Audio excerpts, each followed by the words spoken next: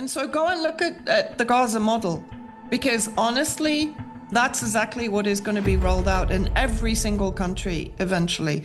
The general population are going to be reduced down to labor, effectively, to maintain the privileges, the power, and the status of the ruling elite. And in the middle class, there'll be this battle, what's left of it. There'll be a battle between those that don't want to go down to the labor camps and who want to enter the elite circles. Like when you come up from when you discuss the technocracy angle of this, it's obvious what they're projecting of, a kind of a digital control structure where, you can be turned off, you can be boxed out of society. And the idea is a social credit dynamic where you can be, just boxed out. So your opinions don't matter. Your influence doesn't matter. And I think at a time when people are now questioning authority more than ever, it obviously behooves the authority to create a system where they don't really need to care what you think. Look at the Palantir surveillance that is over, everything in this country, from the Gotham and the police cars, that's a Palantir program, to Elite they just rolled out from immigration, all of which is being used to map and surveil everybody in this country from multiple points. You've got Israel involved with that. You've got the AI partnership, so they have access to everything they have of the government. All this is easily verifiable. This is a war on humanity. It's a concerted war on humanity, and it's a concerted war to drain us of our compassion towards humanity.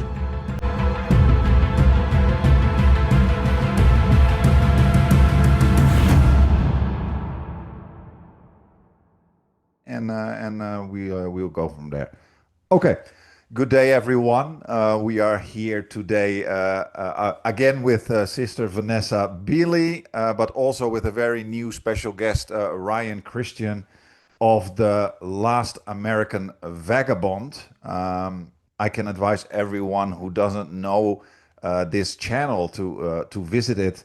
I actually know you much longer, Ryan, from back in the day when I sometimes came across your channel, but somehow I think I wasn't ready for it yet. So I was just thinking, okay, this stuff is a bit too deep. I'm ignoring it, and I went back to my old anti-imperialist nation state channels and these kind of things. But I have to apologize to you, Ryan, because I recently again came across your channel. You have very, very good long form videos with sources. You always use sources where you discuss the kind of transition of our society towards a kind of tech, you can almost say tech tyranny. And you do a very deep analysis. And I realized, hey, that's that guy from back in the day. And suddenly it just clicked. And I was like, this stuff is really, really good. It's deep, it's serious, it's often not ideological. It's more focused on truth and on justice, which I really like about your stuff, also on your website. And before I rant on too long, Ryan, maybe you can give us a bit of a short introduction, who you are. People know Vanessa already on our channel, who you are, what you focus on, and the things that you find very important. Yeah, absolutely. And thank you for the invitation. It's funny. I when I first started the I guess the show really, which was a further extension than just starting the website, which was a longer transition. I really tried to focus on, shorter content, funny enough, which is even how the intro still discusses it, but trying to be like the bridge between the average conversation and like the deeper stuff. And I clearly have gone further into the deeper stuff, as you're pointing out, just funny how the transition goes. But what I think what I have the Last American Vagabond has become is just it's really it's a large thing to bite off, but really just I kind of look at it as anything that I see that's being misrepresented in the conversation, which obviously tends to why the shows can be so long, because it seems to be almost everything that we're looking at today. But it has become, it started with cannabis law reform, really. That's kind of what opened my mind to a lot of things and how much that interconnects with most conversations, just the corruption, the misrepresentation, and has now become something where, we're just trying to tackle the bigger, major issues that we're seeing of government malpractice, or rather malfeasance, and foreign policy, with writers like Derek Bros, Whitney Webb, a lot of different stuff coming that way. And, and I think what we're trying to highlight more than anything right now, from my perspective, is what we see, as you highlighted, this massive transition. What I really think as the Republican version of the Great Reset, or as I see it, really just the government using the left-right paradigm to drive us into this position. But right now, that's what I'm trying to hope people can recognize. This is all about trying to, reimagine the society we live in. Right, right. Thank you for that introduction. And would you explain to us and also our audience, what do you mean by the Great Reset? What is that exactly? Well, I mean, the specific example is the book written, Klaus Schwab and the ideological kind of mindset, rather agenda around the resetting society, right? And of course, they used the COVID-19 conversation, even though it had been circling around this. Castanos and Fitz often points out the going direct reset, which was a financial version of this right before that really kicked off, and it really is a longer agenda of. You could argue never let a good crisis go to waste, using something that's happening in front of us to kind of drive that agenda. Or you could argue, which many do, and I argue there's a lot to point there, of creating crises to drive us to that position, whether COVID-19 or anything else. And ultimately, however you look at that, the Great Reset was an agenda about using that momentum, or however you look at that, to drive us into the way they wanted society to be. Of course, under the guise that was for everybody's interest, it's for the betterment of society, for equitable outcomes. But when you really dive into it, even if that's the way that ends up, it comes at a dramatic lack of privacy, loss of freedom, and that is always how this kind of ends up. And so my mind is that's something. I mean, that's a verifiable reality, right? That's what they projected. That's what they were laying out. The nefarious elements people can debate about. Now I see the Republican side of it. Which at that point, you had all these conservatives up in arms, rightly so, going, this is a problem. This is, we're fighting this. And now you have the Republican Party in effect, in material sense, rolling out the exact same agenda with the different window dressing, different narratives, and there's some slightly different outcomes. And I think in a way, an adjustment to what we were pushing back on. But at the end of the day, it really, in my mind, is the same agenda. Donald Trump and his team at the World Economic Forum in Davos, yes, they shout some token things out. Globalism is dead, and then outline the globalist agenda that they're rolling out. It's with Gaza and the presentation of what appears to be a new global UN dynamic that Trump is creating, but he's not a globalist. It's all kind of a bait and switch. And so what I see is that being this extension of it today. Right. I don't know if you have any comments yet, Vanessa. No, not really. I mean, other than I totally agree. As I said, Ryan always has such a good way of bringing it all together. And I think, the latest Davos theatrics are a perfect example. Everyone was getting, and I think this is another important point. Every now and then, what they're doing is dropping in what appears to be a positive. Whether it's Zoran Mamdani, whether it's Mark Carney's speech at Davos, which I had like 100 people send me the speech, and I'm like, please stop. This guy was effectively the governor of the Bank of England when they stole Venezuelan money, right? And the fact is that, Ryan a bit earlier mentioned the Technate, this idea of Greenland, Canada, Venezuela, I think French Guiana and Guyana coming under the control of the United States as a conglomeration of their power, right? And also, of course, to threaten Russia, and we can get onto that in a bit also, because I think it's very interesting, that whole juxtaposition between Russia and America right now. And the thing is that people fall for these little kind of bits of hopium that are dropped into the sea of insanity, or the idea that there's a rift between Netanyahu and Trump, or between the EU and Trump. There is potential for some of that to be real, but to the extent that it's being portrayed to be, no, I don't think so.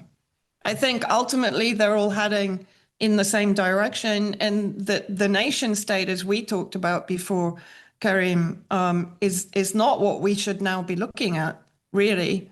We should be looking at the transnational setting up of whatever the new world order is going to be. And what we're seeing now is a kind of interplay of governments, of the technocracy, of the corporatocracy, to take full control of the corridors, the sea routes, the resources, particularly water. And we can get into that with what Israel is doing in the region also.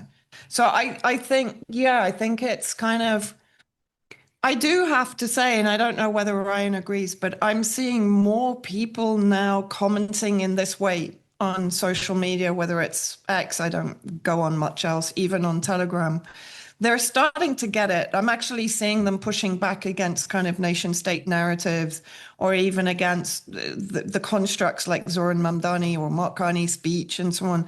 People are less susceptible to the manipulation. That's my impression from kind of spending a fair amount of time on social media or even on YouTube, for example, and seeing the comments section on some videos that are being put out that are pushing certain narratives, whether it's regime change in Iran or supporting Israel and Gaza, whatever. I'm seeing a lot of people going, no, we're not putting up with this anymore. Yeah, yeah. How do you see that, Ryan? Because if there's something I notice about many of your shows, which by the way, that sentiment, I share that with you. I often see a kind of frustration when I see you speak about how people react online, and you're like, don't you see it? How you're manipulated, And I share that frustration. How do you see that? Do you see a change among people, or not?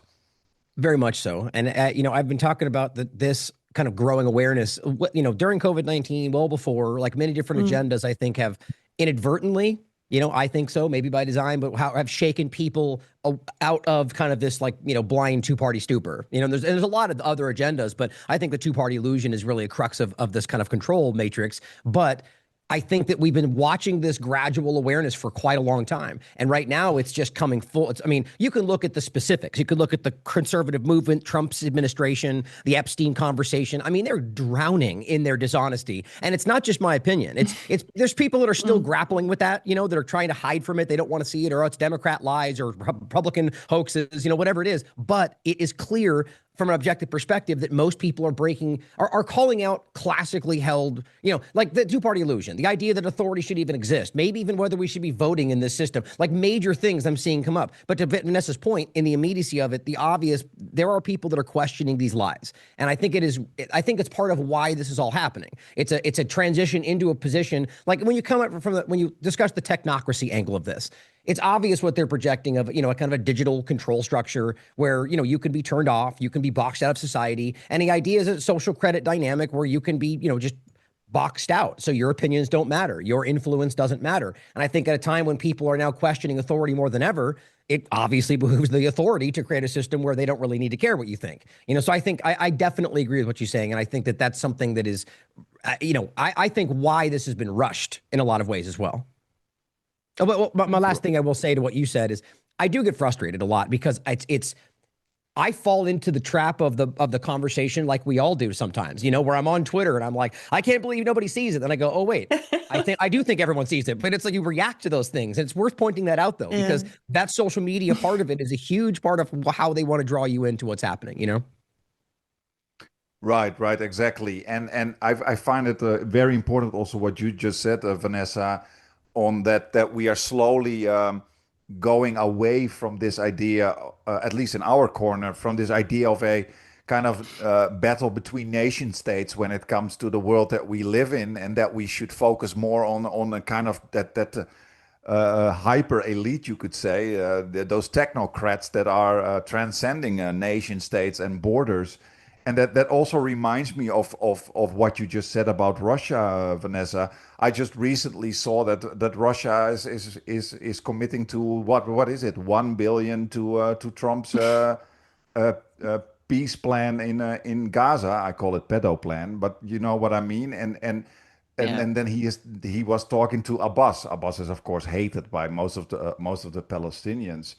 So you actually see a kind of convergence of different fields of different areas of the web. We slowly go towards discussing these powerful elites that have a tremendous control over our societies. I recently saw a very well-known PC channel also talking about Palantir and how that is taking over the whole digital market. And that brings me a bit to what I invited you for, Ryan, and that is, you said there is a kind of transition of society, and I think slowly people are realizing it. We become part of this kind of almost digital, or at least they're trying to create digital fiefdoms. You often talk about freedom cities, You also relate that to, for example, what's happening in Greenland and all these powerful people behind Trump. Can you maybe explain to us a bit more about those freedom cities? And you also talked about tech Zionism that is related to that. I think that would be very interesting for our audience. Yeah, I mean, it's what I framed it as a techno feudal state. I mean, and this is what it seems is even. I mean, short of like saying that exactly, what they're framing in their own literature about this. You know, the reference goes to now I'm blanking on his name, Srinivasan, the former CTO of Coinbase. He's the one that wrote this book and is kind of, a major part of this, discussing how he sees this. And weirdly enough, I was just reading about how this goes back to even before this point, discussing doing this in San Francisco. So there's like this evolving agenda, but what he calls tech Zionism, which I think is just wildly problematic with what we see Zionism doing in the world today, and obvious other conversations we could have. But really, even if you take it at the way they want you to perceive Zionism, it still basically means taking territory from something else and repurposing it for your agenda. But to go to the larger view about what this transition is, right? Like I said before, it's my opinion that this is a reaction to the elitists. I don't think they're elite. I think they're elitist, but at the same point of these people in these inner circles recognizing diminishing influence in the average conversation. You could even go back further in history and argue that this transition away from the feudal state mindset was basically a way to convince us that we were in control when we still weren't. I think that's kind of what this is now, is to transition to the new system to make us think we picked this when it's even less influence. But at the end of the day, it comes down to this network state agenda, right? And this overlaps with, this is what I really want people to see early on in Trump's administration, that the Freedom City agenda is the same conversation. Seasteading, Freedom Cities, Praxeas, Greenland, Prospera, it's all the same thing. Almost every part of it tied back to Pronomos Capital, which is Mark Andreessen, Peter Thiel, all, kind of driven. Go ahead, I'm sorry. No, I thought somebody said. Oh, no worries. And it all comes back Sorry. to this kind of, philosophical driving mindset from the Curtis Yarvin kind of, many books they've written. There's so much we can get into that's just what they say is terrifying to me. But then the point is that this is about transitioning into, like Vanessa was discussing, kind of away from the current reality of the way our government structure works. And the main point is everything I'm seeing today is just because I think most people are unhappy with that. Most Americans, most people in the world are tired of the way that governments have been abusing everybody. And so they find a way to convince us this is the solution to that. Sort of like saying we're going to end the Fed, but here's a CBDC. It's like this, everything like that is happening right now. And so they're driving us into this position where they're creating, a CEO run, tech run, Freedom City, whatever. And this is what Trump was discussing. That's also promoted. And if it was to happen, the funding was coming from the same people involved with Prospera. Freedom Cities, Inc., or whatever the company was called, that is backed by the same people that's driving Prospera. That's Peter Thiel. That's Mark Andreessen. That's the same conversation. So what I see is these people either with Trump's administration or all of the U.S. government's involvement, or just of their own volition through lobbying, which kind of ends up being the same point.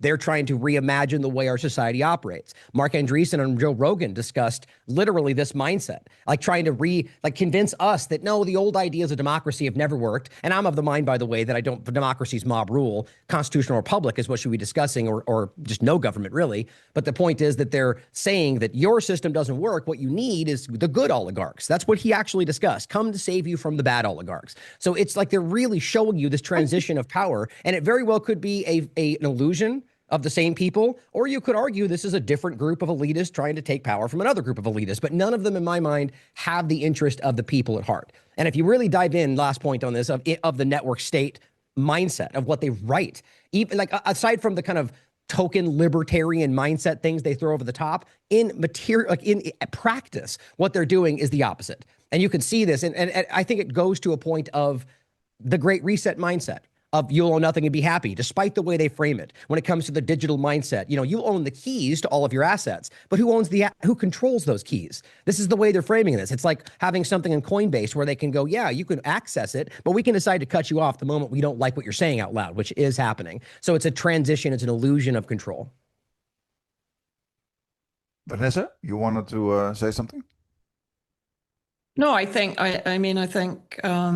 absolutely correct. It's an illusion of control. And I also connect into the statements being made by representatives of Trump, like Tom Barrack, who are saying, we've had enough of the old way that we used to do colonization, where we used to put boots on the ground and blah, blah, blah, and foment unrest and bring about regime change. But hold on, they're still doing that.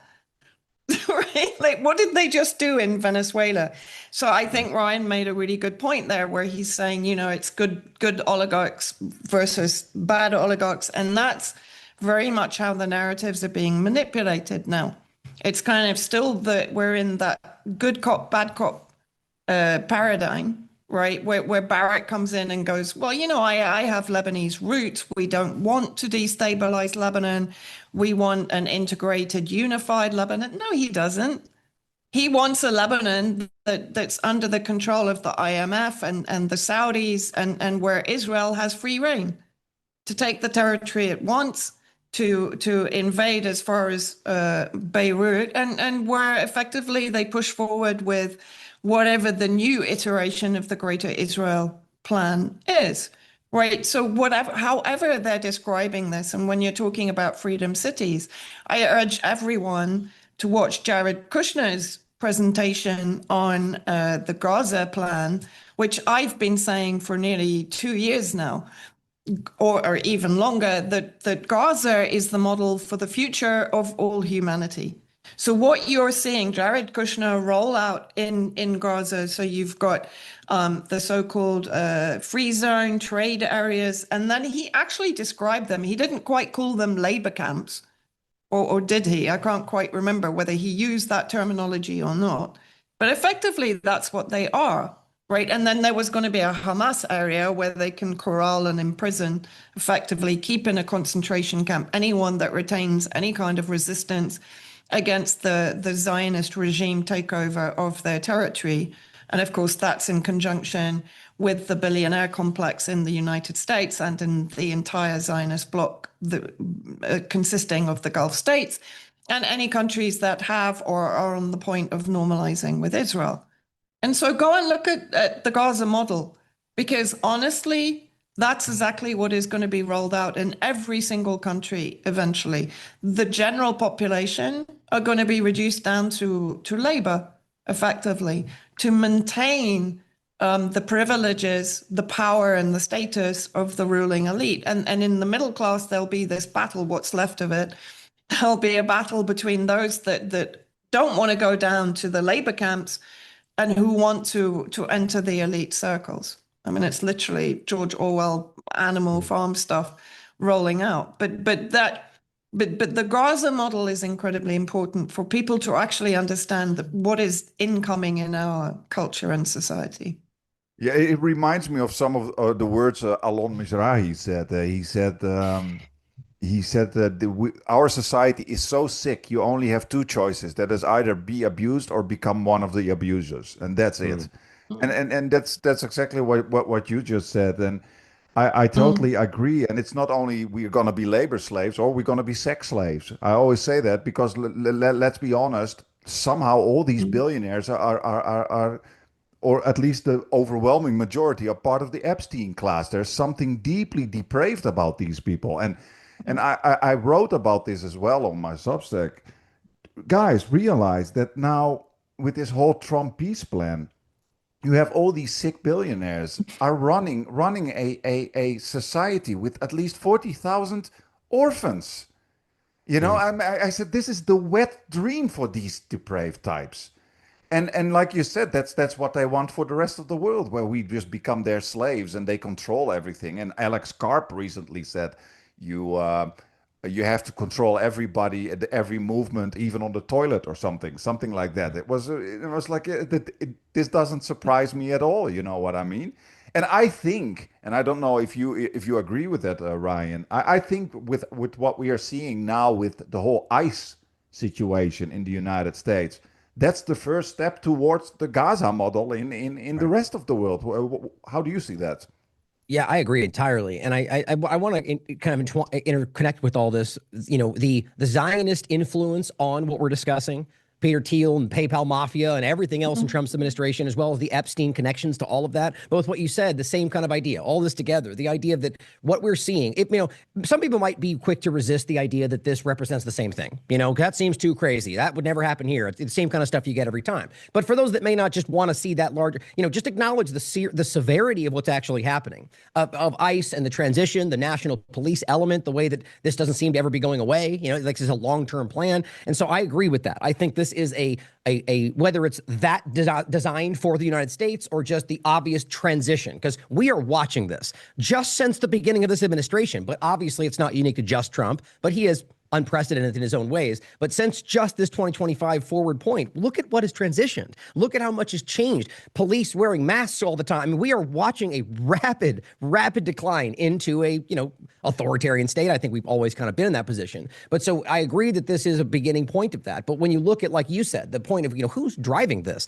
Look at the Palantir surveillance that is over, everything in this country, from the Gotham and the police cars, that's a Palantir program, to Elite they just rolled out from immigration, all of which is being used to map and surveil everybody in this country from multiple points. You've got Israel involved with that. You've got the AI partnership, so they have access to everything they have of the government. All this is easily verifiable, and so it's not incorrect or irrelevant to point out what you just said. All these people, and everyone can do their own due diligence on what billionaires you think are connected to the networks, but let's realize that most of these people are tied in to things like the Epstein network or funding foreign policy adventurism or things that show you that they have no interest in freedom and liberty and self-determination.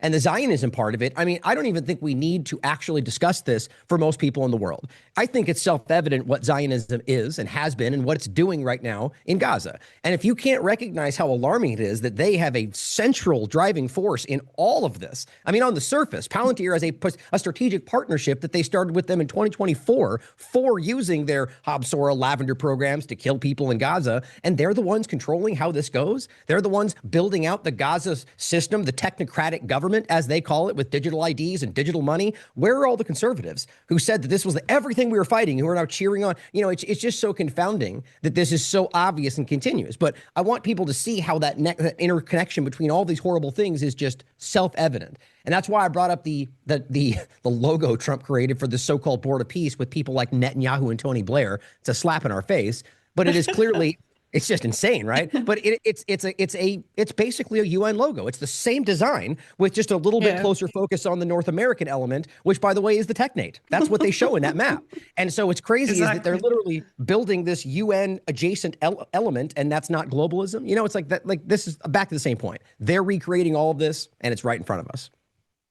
Yeah, and actually, my point on the Board of Peace, because the huge number of countries that have actually been invited onto the Board of Peace, and I'll come back to Putin in a minute. But if you actually look at the countries that are not invited, that gives you a very clear picture of who is having the war waged against them right now. And of course, it's Iran, Lebanon, Syria. Of course, that's a little bit more complex since the fall of Damascus in 2024 and the takeover by the Western manufactured tech theory government. But Iraq is not on there. Of course, Venezuela is not on there, Cuba, Yemen, Colombia. So every single country that is still maintaining some degree of freedom or disconnection from the technate, from the incoming technocracy and the Zionist hand behind most of it, right? Putin, as you mentioned, has, this is another, how this plays out very often. So he put out this statement saying that he would give £1 billion of the money that was taken from him, that of course he's pursuing the EU to give back to him. But I think there's something like 5 billion apparently banked in the US. So he made a statement saying, okay, you can take 1 billion from our money that is banked in the US. And with that, I'll join the Board of Peace. Everyone started telling me, even what I call really switched on people were saying to me, but it's just irony. He's playing this kind of 5D chess. I'm like, oh God, please, can we stop with the 5D chess thing? Yeah. It's very clear from the meetings that were had in Moscow, that the trilateral meeting that I think is going on today in Abu Dhabi between Ukraine, Russia, and the United States, although just before I came on, I checked. I'm not sure whether the Ukrainian delegation turned up. But in Moscow last night, for example, it's very clear. Again, Josh Gruenbaum, who's part of Trump's advisory administration, who's on the board of the peace board, right, and as one of the chief operators in generating the plan for Gaza, is suddenly switched, and he's over in Moscow with Jared Kushner and Stephen Witkoff, because basically he's going to be doing the same thing in Ukraine. So don't tell me there isn't crossover here, right? And don't tell me that Putin doesn't want to be a part of the Board of Peace. And just very quickly, something that my sources have been telling me for now about a year. It's not public knowledge yet, but I kind of do trust the sources that are talking to me about it, is Putin has been basically grooming the Palestinians that are in Russia, that have been educated in Russia. He's training them militarily and as security force. They are potentially the ones that are going to be in Gaza, controlling as part of the international security force running Gaza. If that has been happening for the last 2 years, which according again to my sources it has been, that means that Putin was on board with this from the beginning. And the statement that he put out, I think it was yesterday, kind of saying, he's not going to join the Board of Peace unless Palestinian rights are taken into consideration, blah, blah, blah. Okay, I mean, we've talked about this, Kareem, but where are the sanctions? Where is the cessation of trade with Israel? Where is the boycott of the entire Zionist bloc? Where is the statement declaring it a genocide, et cetera, et cetera, et cetera? Right? Why are they still pushing a two-state solution? Right. So if it's nonsense, but I do think people are starting to see through it now. Like it's clicking. Before, when I would have challenged something like that, people would have been all over me saying, well, blah, blah, blah. The Arab states don't support Gaza, so why should Russia support Gaza, etc. All the arguments that we've heard. But now it's becoming, in my opinion, very apparent what is going on. And Russia, again, is putting itself in a kind of Gorbachev situation, again, where it's actually justifying the creation of this technate, right? It literally is. Putin actually went on record saying, but I understand the historical reasons why the US wants to take over Greenland. But taking over Greenland is going to challenge Russia in the Arctic. Because Russia has dominance in the Arctic sea routes, right? Is it, this is, I don't know whether it's extreme naivety on Russia's part. I'm sorry, I don't have any consideration for any kind of 5G chess theories right now. Because, Russia has proven itself time and time again to be a paper tiger. When their vessel was basically boarded by Trump, and Zaharova literally begged the US to release the Russian crew members, today she's bewildered that Trump hasn't followed through on his promise to release them. But there's no military backup from Russia to protect their vessels. The French have just boarded another one in the Mediterranean. What is Russia actually doing about it? Like Lavrov has actually said, I'm just going to sit back and watch what happens between America and the EU. Dude, so for me, this just demonstrates that there is a transnational ruling elite that are benefiting from all these plans, all of these maneuvers. They're going to cut a deal out of it, whether it's Kirill Dmitriev or, he's not a big player, but he's influential. If I could add to that really Your quickly. thoughts, Ryan? Yeah, it's such an important point in the larger picture. All of this, as Vanessa's pointing out, it's something that it's coming from sources. You can decide out there for yourself whether you think this is what's happening. But it's worth considering, like the Epstein blackmail network, for example, in the U.S. That's not unique to the United States, right? There's clearly, and it, by the way, wasn't unique to Epstein. If you understand how this really was. And so it's important to consider, as she's outlining this, that network very well could be in effect, as it is, I think, in this country, over the Russian government. But it's also, you should also consider the fact that maybe they're just in line with the agenda. And what she's highlighting is a feigned action of, we want to support them, but in the background, not really doing it. Like we can see with most of these Arab countries, like we can see with any number of people out there standing up and screaming the thing about Palestine, but then not doing anything in action, So it's worth considering, like we saw with COVID-19, that there was clearly a coordination that was undeniable in a lot of different ways. And some people would argue that's just because they recognize the interest of, the global safety, whatever. I don't believe that. I think at the end of the day, you can see that this was, in my opinion, the interest in taking the mechanisms that were being presented of control that they could all utilize over their peoples. This is how I view government. And at the end of the day, though, they still had disagreements on maybe how they thought it would be rolled out or what they thought they would take from it. Or then, they still double cross each other because they're governments. And I think that's what we have to consider with what Russia's doing right now is at the very least, it's obvious that they're not really, doing what they claim they're doing. And if they're now supporting this, and I love your point about the 5D chess thing, it's what Trump does all the time. You come out and act like he's just trolling you all. Well, what's the difference when the money still went there? When he still supports it? It's narrative control. Yeah. And so it's worth considering all that because I think that there's more at play here. Yeah, exactly. And I was just thinking about before we started this show, I saw this interview on the Gray Zone with an Iranian woman. With Max Blumenthal was interviewing an Iranian woman who experienced the protests in Iran. And like you always say, Ryan and Vanessa, you as well, and that is why I like both of your work is, and I do that myself also in my academic work, is how you connect all these dots, that all these things are related. That is so important to understand. Instead of seeing all these problems as isolated issues around the world, no, all these horrible things are pretty much related. And it's the same with these protests in Iran.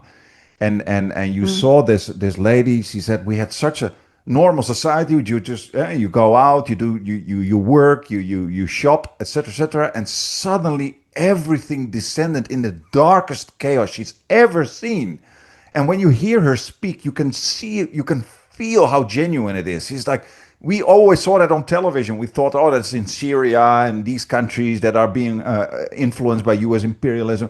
But suddenly she saw it, and she saw what it means when these countries and these elites want to interfere in your society. It's total depravity. Like people's heads were chopped off and people were burned and everything.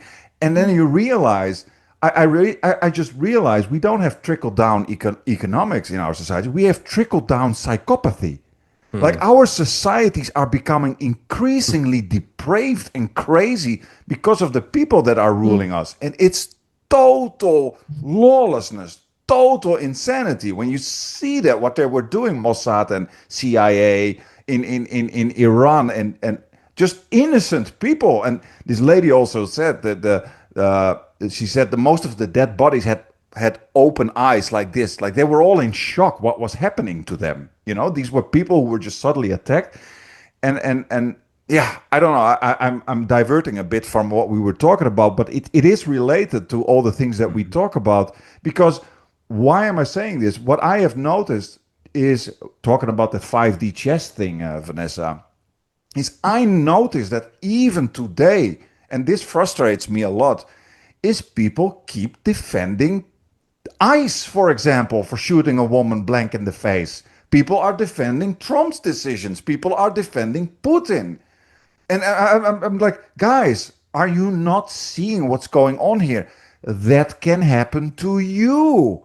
Are you you sure you want to defend ICE? And they're like, oh, she's a lesbian and this and that. Your mother and your sister can walk on the streets and you cannot smell if they're lesbian or not. It can happen to you. And it just so frustrates me that it doesn't matter what these people do. You always have a significant portion of society that seems to defend them. And my question is how to overcome that. It deeply frustrates me.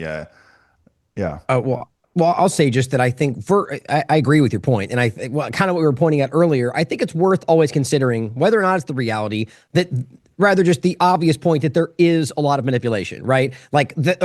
Take, for example, the point of the what's it called? The false internet theory. And the facts around it are that right now the internet is 50% bots and you can prove that, if not more. But a lot of that's just like processes, like asking for the weather and boo boo gives you something, right? But nonetheless, it's also a lot of people out there with fake accounts. Mossad, CIA, these are verifiable things, right? So we have to consider that even if that is the majority, that there's they're behind them shoving them off the cliff. It's like there's a huge momentum of false information driving that. But I do agree with you. And I think, because I know people in my own circle, family and otherwise, that repeat these things. And I'm going like, you're not a bad person. You're not in some network. And how are you believing this? But there are people, but I'd like to believe, in my opinion, I don't think it's the majority. I think conservative, liberal, anything, I think most people are, whether they're being quiet about it, that's another part of it. They just don't want to speak up. They don't want to be called out. They want to feel part of the team, but they feel uncomfortable about this. And I think it's coming out left and right, like literally, but also just in general sense, like coming out everywhere, But I think what's crazy about it is that anyone who actually pretends to believe or claims to believe in the Constitution can stand up and support what they're doing in a lot of different ways. I just think that's team sport politics. But again, I don't think it's the majority. Yeah, I mean, when you talk about ICE, I always say, well, look at what's happening in Syria right now. When you talk about Iran, look at what's happening in Syria right now. And Syria has been under attack for 75 years, since 1946, right? I mean, endless regime changes and CIA, Black Ops, and MI6 interference, basically until Hafez al-Assad came to power. And then what? They kicked off another Muslim Brotherhood revolution back in the late 70s, early 80s, which was eventually crushed in Hama. And of course, the narrative is that, the Assad regimes, this is it, they're always massacring Sunni Muslims. But hang on a minute, you've got Sunni Muslims or Takfiris under Jolani massacring Sunni Muslims, which are the Kurds, right now in the northeast, right? So it doesn't work like that. And that's the thing. All of this justification comes down to nothing. And as you said, Kareem, what happened is a woman got shot 3 times in the face. And she didn't even she made contact, but it was a glancing contact with the guy who just didn't get out of the way quick enough. It's not as if she was doing 100 kilometers an hour, right? And is that enough to shoot someone 3 times in the face? Of course it isn't.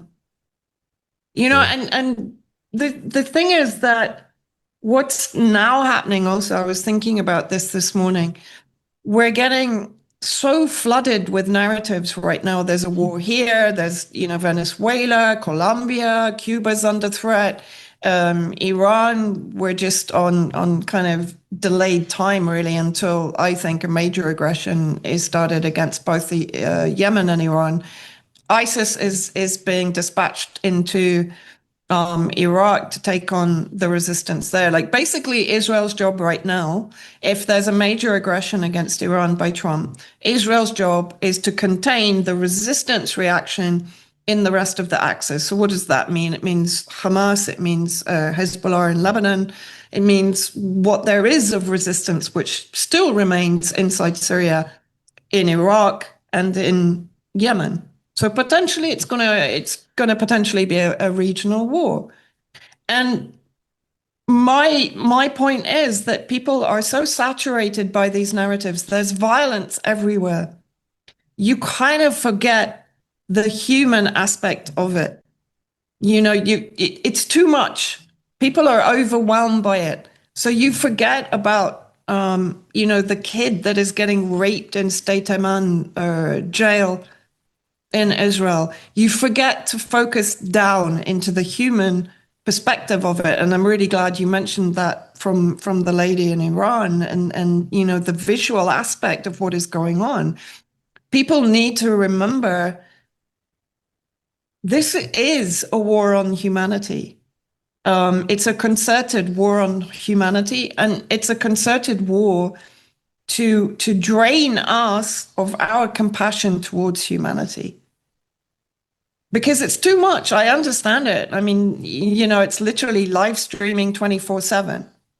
And that's part of it, to actually make us immune to the child rape, the trafficking, the abuse, the beheadings, the gouging out of eyes, the absolute psychopathy, as you said, that is now being unleashed upon the planet, the whole planet, whether it's Africa or West Asia or Venezuela, Latin America. We're heading towards the Isaac Accords. That it's going everywhere. Yeah. Yeah, and that is what I meant with that trickle down psychopathy.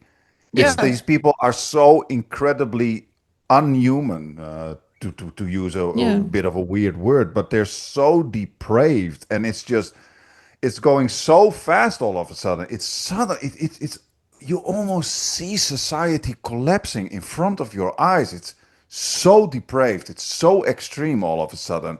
I mean, also just in Europe where I'm from, just innocent students being beaten up and taken from the streets for protesting what's happening in Palestine, and then doing Mm. a how do you call that?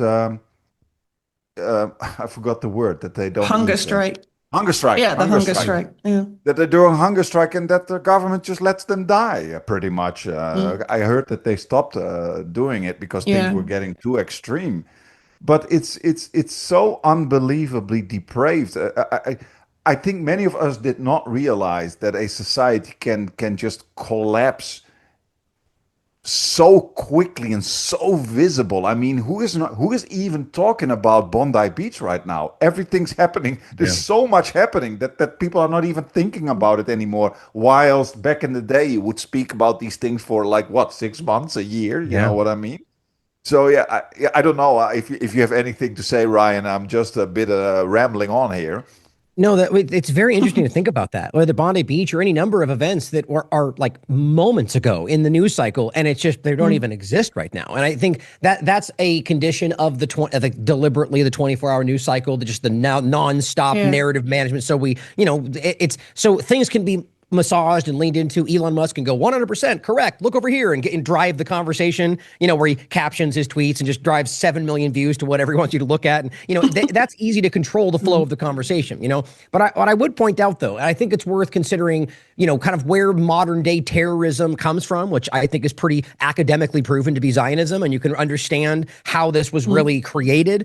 And that doesn't mean that there aren't other people of other religions and whatever else that carry out similar events, but it's pretty bomb vests and the whole thing. I mean, this is where this comes from. And to understand that from a psychological, I believe we're living in, the reality of fifth generation warfare today. I think kinetic warfare, as much as Vanessa pointed out earlier, is never really going to go away. And I think it may, the powerful will always use that when they need to, but we're beyond that in a lot of ways. They Yeah. don't really need to do that when you understand what they're capable of. And so when you look at all this going on, a lot of that is, I mean, borderline, some of it is whack the dog stuff, like not even really happening the way we're being shown. But I don't want to pretend that means the bad events are all hoaxes. I've never really, I think a lot of this stuff is what they're capable of and actually happening. But to that degree, we have to consider this. And so what you're highlighting, all these people and all these events, it's like we have to consider that the head chopping, burning people alive are not reactionary people in Iran, but Zionist agents or CIA elements, like you were highlighting. That's what you were saying. But for the average person to consider that, and so they're out there creating the worst impression of what they want you to assume is Iranian action.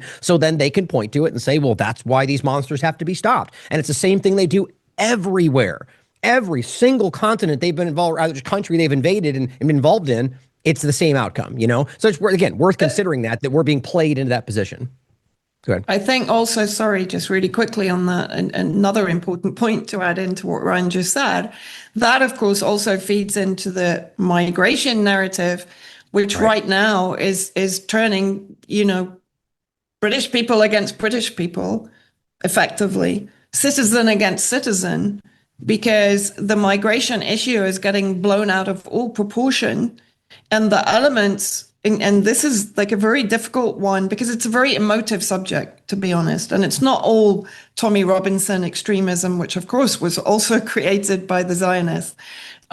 It's also related to a genuine nationalism and a genuine fear that these people are going to come in and do harm to the citizens of the country, right? And there's a degree of truth to that. I know we've talked about this, Karim, where the British, let me look at Britain, where Britain has effectively been creating these terrorist extremist Muslim organizations. They're a perversion of Islam, in my opinion, from Saudi Arabia to support in Qatar of the Muslim Brotherhood, and in Egypt, of course, to the Takfiris like Jolani, who was literally groomed to take power by the British, by the MI6, predominantly in Syria. British fanatics who were fighting in Syria alongside Al-Qaeda were actually given amnesty by Sadiq Khan back in 2016. They had a year to come back to Britain. So they're open arms to the radicals that they radicalized. MI6 radicalized, the CIA radicalized, and then dispatched to fight their proxy wars, whether it was in Afghanistan or in Yemen or in Syria or even here in Lebanon, right? And in Palestine. We've seen the ISIS elements being weaponized against Hamas by the Zionists. So it's a two-tier discussion, because there are British citizens who are genuine refugees, genuine immigrants. And then you have the British regime or the US regime created Takfiri elements that are a threat, predominantly to the Muslim moderates living in the US or living in the UK. But it's you know what I mean? So I think that's an incredibly important point, because out of all of this, not only are they killing the people in the most heinous ways in the countries that they're targeting for destruction or regime change, they're then effectively being funneled back in to their own countries to create the environment for civil war. And what I find, just to finish, what I find really interesting is Kirill Dmitriev, who's now become probably the most vocal spokesperson for Putin, has been pushing this narrative. Since he came to prominence, he's been pushing the immigration, you must reject Muslim immigration, extremist immigration into your country. So for me, this is a very important knock-on effect. It's a consequence of everything that has been happening up to now, and it's going to be weaponized in the future in Europe, in the UK, and in the US. And then you have just quickly, Ryan, and then you have these tech, what you were talking about, Ryan, then you have these tech billionaires amplifying these stories, like Elon Musk, who has his algorithm on his side and just makes you hate Muslims even more, and rile up all those tensions. And UAE, by the way, the UAE is joining in. It's disgusting. Sorry, go ahead, Ryan. No. I just to flesh out what Vanessa was saying, what she was aiming at right there. I think it's important to focus on the one point that, what you were saying is that you're creating this situation. So then you have people that are, or that it's being created. You have people who are reacting to that in the US, the UK, all over. And in many ways are, like you said, are concerned about the, the invasion of, whatever way they frame it. There's lots of different ways they frame it of the country. And so there is a valid point to be made, like you highlighted, that is happening. But see, this is where it becomes all manipulated, is that, like she said, these are people that are being, the elements that they're manufacturing in order to do this, whether Zionism, CIA, whatever we're talking about, these are verifiable realities. I mean, religious Zionism literally talks about flooding the West with immigration. It's not that hard to recognize. And so the point is that then when they go, this is a problem, it gets framed as only racism. And a lot of times it is. A lot of times they're the ones falling for the Elon Musk manipulations and misseeing it. But so then we come in and we go, but they are racist, but wait, there is a part of it that's real. And it's, how hard that is to get the average person to come to digest, because then they think you're either on one side or the other. They don't realize that it's almost always somewhere in the middle. I just think that's really important, because that's how all this tends to work. That's the point I made about, the modern idea of terrorism coming from these elements, is they create these things and then blame it on the side they want to fight. And it becomes like this self-fulfilling prophecy. And I think that's what the immigration part is. Lastly, to the Russia point, it very well could be like you're highlighting or suggesting that they're just a part of that same agenda, but it also could just be that Russia's just going, okay, I see how this works. I'm going to use that narrative because that'll allow us to take more control of our population. And I think that is a core driving force for most governments, but probably both at the end of the day. I think also there's probably conflict even within the Kremlin, even within the government structures in all these countries, as to what policy they genuinely want to follow, because I am personally seeing a huge schism between, for example, Vasily Nebenzia at the UN and his statements on Palestine and on Venezuela, compared to the foreign ministry statements from Lavrov and Zaharova.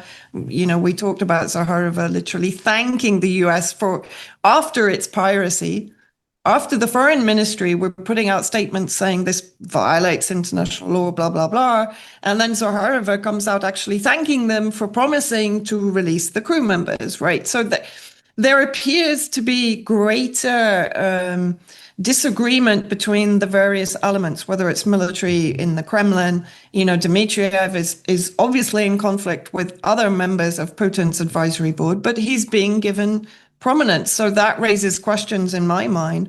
And if we go back to the very recent release of the archived conversations between George W. Bush and Putin from 2001 to 2005, and if you go back to 2001, which was a very private conversation in which Putin actually says he doesn't believe in terrorism, he doesn't believe in terrorist proxies. He believes it's a war between Jewish capitalism and Islamic capitalism. So if he genuinely perceived it as such in 2001, and he's very clearly allied himself with Jewish capitalism, in my opinion. If you look at his history with Israel, particularly in Syria, it's very clear that he was effectively working to secure the security of Israel just as much as he was there to secure Russian bases in Syria. And in fact, in the end, what happened? Syrian national security was secondary to Israeli national security and secondary to Russia's geopolitical strategy in the region. Yeah, very important. Yeah, no, I totally agree. And I just wanted to say that if Putin would still have that opinion today, I would be shocked about then I would think that's a very, very, well, I won't use that word, but it's a very unintelligent conception of what is going on today. But I don't think he would still think that. At least I hope so. We're already at the hour here, but I wanted to end with one question, and I hope we can do this panel again, Vanessa and Ryan, because I think we have a very, very great circle going on here with different angles. I really, really like that. One final question, and let's see if we can make it a little bit more optimistic to end on, and that is, do you guys? And that's always what I wonder, because I'm a pessimist. I'm gonna be very honest. I'm very pessimistic. I just hope to be a little bit more optimistic, but where to go from here? And that is also something that you're trying all the time, Ryan. You try to educate people. How do we build alternatives? So actually, I have two questions in one. One is, what do you think, Ryan, and Vanessa after Ryan, what do you think we have to look out for most immediately right now? So think about digital IDs changing in the way our societies are structured. I don't know. What is it that you say, hey, guys, watch this, keep an eye out for this? And two, what should we do to build alternatives? How to get out of this stuff? Because we're going down, man. It just doesn't seem to stop right now. Well, I would say two things from an American perspective. I think it's really important. I mean, and I'll just say for those that don't know me, I have a very anarchistic perspective, and I think if you don't understand what the word anarchy means, it's not chaos. It's worth looking up and understanding. No rulers. It means no rulers, but not no rules, and it's a very important manipulation. But I come at from that perspective, and so that being said, if it were in my power, I would want a governmentless world. But since we live in this situation, so speaking to an American mindset with our current circumstance, I think what we need to focus on more than anything, and this would apply to all of you just said, digital IDs, everything, is just the core principles, the values, the idea, or just constitutional rights, and the idea of the actual principled stance around this. Not like during COVID, a lot of conservatives said, well, the Constitution doesn't say, shall not be infringed, asterisk, except with a pathogen, right? And then they failed to make that point today around the same exact circumstances. Alex Zeck said the other day really well that, being accosted on the street and being demanded to prove your citizenship or being detained is the same as being accosted on the street and demanding vaccination status and then being detained. It's the same point. And if you don't see it that way, then you're being manipulated in some way, So go down to the basic, the core principles of what we believe and understand that you're being slowly manipulated to ignore those things. And that's kind of its own part of the reimagining and transition of society into a place where we just invert these meaning of these words. From a global perspective, I mean, it's kind of the same point, but I just think it's, it comes down to core liberties and freedoms and what we believe we're actually, I would argue most average people, most people in the world fight for those things. And that's why governments project that they're fighting for it. Otherwise, why would they tell us they want these things if they didn't believe we actually wanted them? And so go back to those core values and stop letting partisan, or rather just political narratives, convince you that one thing or other is, even though it's not in your interest, will somehow lead you to the best outcome. It's such a classic manipulation. In regard to the other systems, I will always reference Derek Brose's excellent work. He's the lead writer for The Last American Vagabond. He also runs the Conscious Resistance Network. And he's, in my opinion, like the best person to look into to understand what it means to, as he frames it, exit and build. Now, that doesn't just necessarily mean running away and living in the woods. That's certainly part of that conversation, but it's also just about trying to build parallel systems. If you're in a position where you can't do that, right? Trying to build other systems, peer-to-peer exchange, right? Without the government. And there's a lot of that happening in the world, but just try to find ways to, build something that exists within it that will allow you to circumvent the system, like a what's the word I'm looking for? I mean, people are building alternative internets right now. We're trying to build, why am I blanking on the word? Independent. Anyways, I can't believe the word basically of the internet that's open source. I forget the word I'm looking for. Anyways, the other systems. But I recommend Derek's work on that. He has an entire thing called Exit and Build that I really recommend everyone check out. And, just leaning into the more anarchistic kind of libertarian, peer-to-peer exchange kind of mindset. But I will end with the point that I think you said about positiveness. All this can be pretty heavy, and I get it. It's just pretty wild stuff. But it really does stem from a place for me of positive change. Like the only reason I actually believe, as I was saying earlier, that this is being done the way it is, even with COVID-19, they felt rushed. It felt clumsy in a lot of ways. And it could just be partly incompetence. I do think that, but I think it's largely because they recognize that most people are suddenly starting to see through things they never have before. What is that if not positive? Or independent media like myself or Vanessa Beeley, despite insurmountable, incessant censorship and suppression and control, we're still reaching people. We're still breaking through even with all of that. That's a success, if nothing else, So realize that it's darker before the dawn kind of analogy. That's where I really think we are. So fight for that, because if we don't, it may very well go the other way. But we have an opening. So thank you for having us on. I really did enjoy this conversation, and I look forward to the next one. Vanessa? Yeah, I think for me, obviously I'm very much based in West Asia, previously Syria, now in Lebanon. So I kind of tend to look at things from the resistance perspective from this region rather than as a Westerner. So I think number one, which is the point that ties in with what Ryan said, is right now, whatever you want to call this entire complex that is waging war against humanity, is in overextension. It's in overreach. And it's in an accelerated overreach, which is a very dangerous tipping point for them. And I was having a conversation with someone here last night who's very much connected to the resistance here in Lebanon. And as they pointed out, it's an existential war against the peoples who stand ideologically against what is happening. So if you remove nationality, just as we're talking about, stop talking about nation states, remove nationality. These are people, these are human beings who understand the ideological roots of this conflict and who are refusing, despite everything that has been thrown at them. They haven't destroyed Hamas.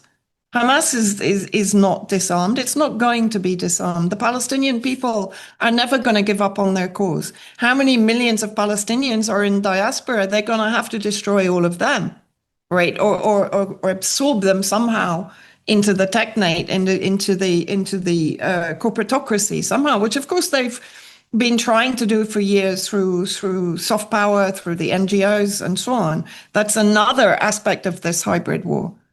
But they're not going to destroy everyone. If, as they said to me last night, if there's one person left standing in the region that can maintain the ideology, they've lost. So I don't actually see it as a war they can win if we can actually sort of move away from the sectarianism that they're trying to impose on us also. And I said this to someone who was genuinely worried about a huge mosque that was being built in a small town in the UK in the southwest. I said, go and talk to them. Right. Go and talk to them about your concerns. And this is my point. We as human beings should not allow ourselves to be isolated. We shouldn't allow ourselves to fall for these sectarian narratives that have effectively destroyed this region for decades. Decades. And they've manipulated it. And sadly, if you look at Syria right now, that's a perfect example of how we should not allow ourselves to be manipulated into hating one another for our view on COVID. It happened in COVID.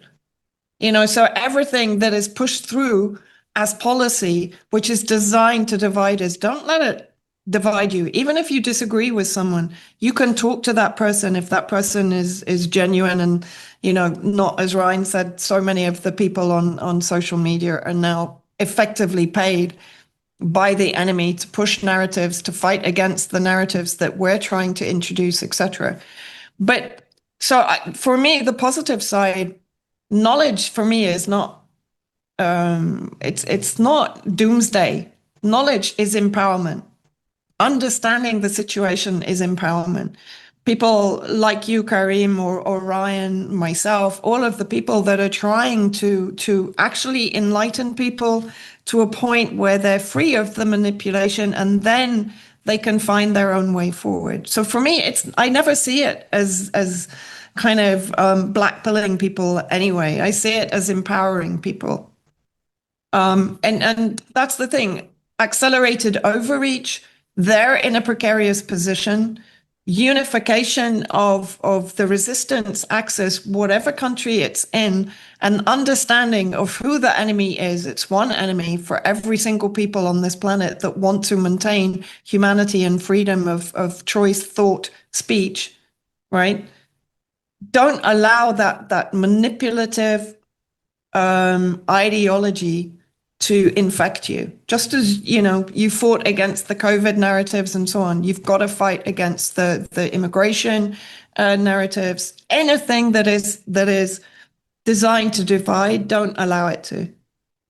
Yeah. And reach out to each other. Create environments in which like minds can come together. That's also very important. Don't allow yourself to be isolated. And a good way to do that is a decentralized internet, which is what I was looking for earlier. Yeah. Yeah. Just want to make sure I got that in there. Great points, Vanessa. Yeah. Agreed. Very good point from both of you, and a bit more optimism. 1 hour is too short for such an interesting conversation. So I'm definitely going to invite you both again to do a round two for this panel. Vanessa and Ryan, thank you very much. Our audience can find you guys on YouTube, Substack, your website as well, Ryan. So Vanessa, your YouTube is of course just Vanessa Beeley, also your Substack, right? Yeah.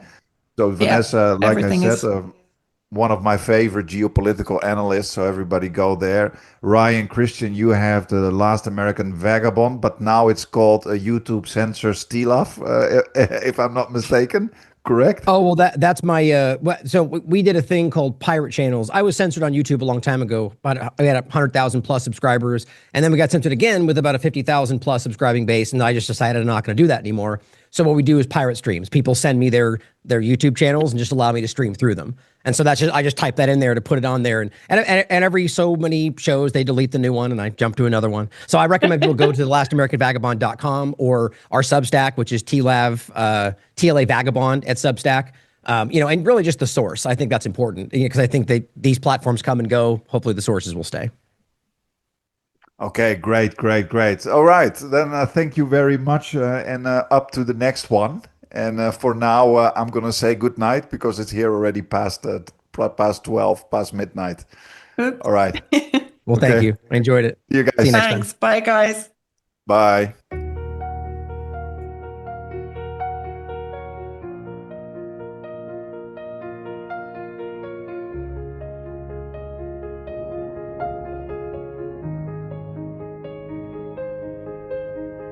Static crackles, voices rise. Truth breaks through their velvet lies. A screen of fire, a shield of steel. Bedbeat medium makes you feel. No borders, no change. no silence.